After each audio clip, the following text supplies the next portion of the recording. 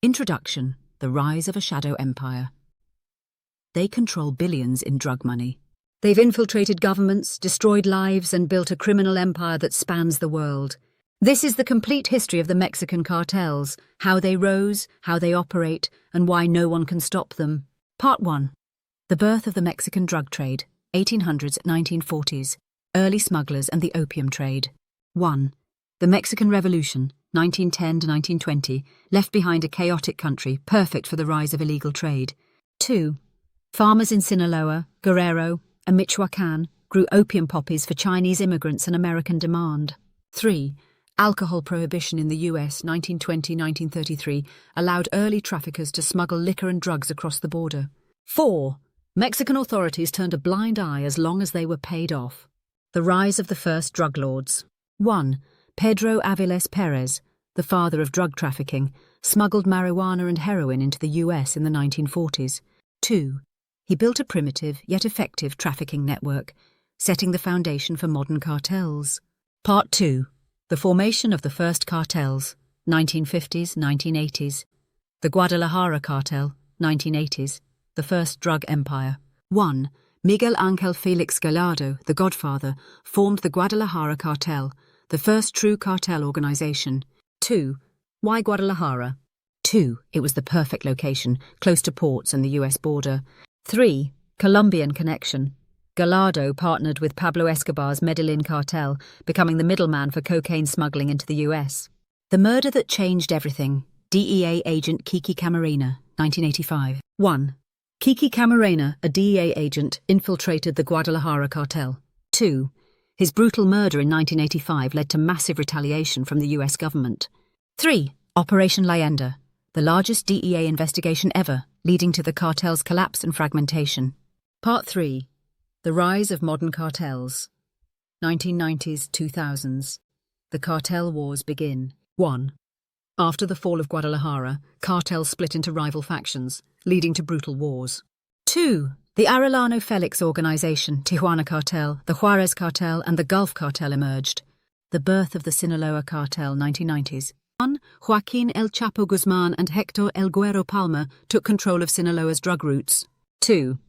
Sinaloa became the most powerful cartel, dominating the cocaine, heroin, and meth trade. Los Zetas, the most violent cartel, 1999 to 2010s. 1.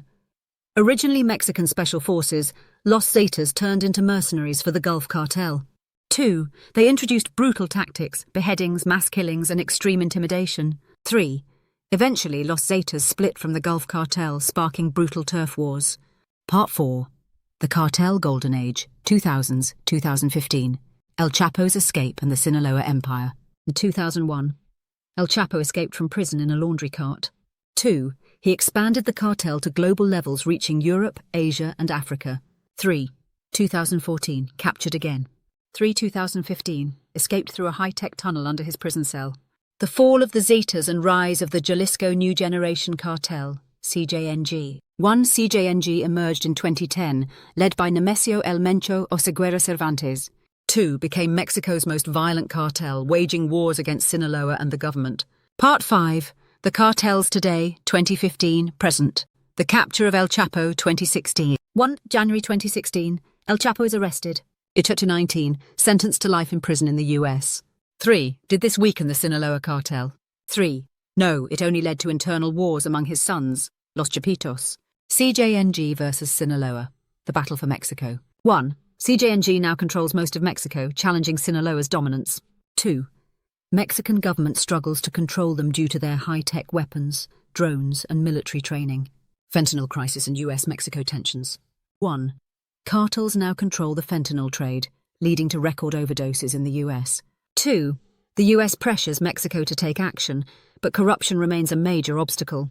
Part 6. Why the cartels can't be stopped. The key reasons. 1. Government corruption. Politicians and police are often paid off. 2. Community support. Many poor communities rely on cartel money. 3. Massive US drug demand. As long as Americans buy drugs, the trade will continue. 4. Private armies. Cartels have their own military-grade weapons and spies inside government agencies. What does the future hold? 1. Experts predict more fragmentation, leading to even more violence. 2. Some believe Mexico will become a failed state, with cartels controlling entire regions. The never-ending war. For decades, governments have tried to end the cartels, but they only grow stronger. As long as drugs remain a billion-dollar business, the war will never stop. The Mexican cartels control an estimated $500 billion industry. The violence continues. Thanks for watching.